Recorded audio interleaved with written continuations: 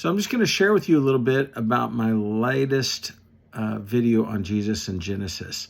And you're going to really like this. Before you understand it, though, you're going to have to forget everything that you've learned about Noah and the ark, Ham and Shem and Japheth, and the story about Noah getting drunk and them Noah cursing Ham's son Canaan, and all of the problems that the Israelites have, and them coming to the promised land, the land of Canaan in the future. Forget about all of that. Just act like you've never heard it before. Let me just give you the high-level synopsis of that entire story. Here you go. You ready? Number one, a child, that would be Ham, has sinned against his father, Noah.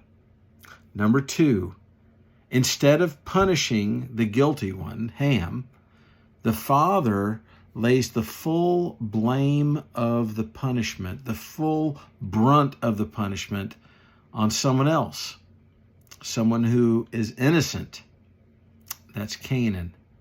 The guiltless one, Canaan, who receives this penalty, is related to the father in a very special way.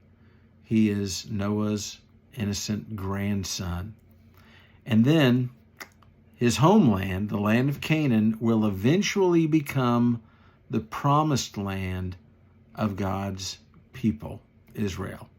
Not because they deserve it, but simply because they are God's chosen people.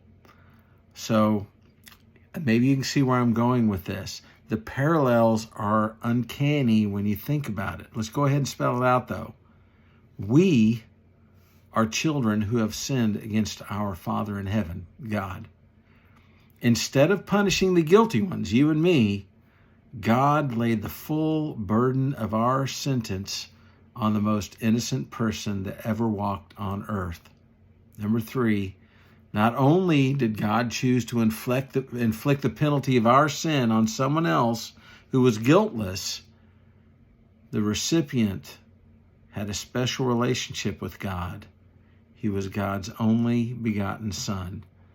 And the last part, even though there's nothing we could ever do to deserve it, the homeland of God's Son has become our promised land simply because God chose to allow us to be his people.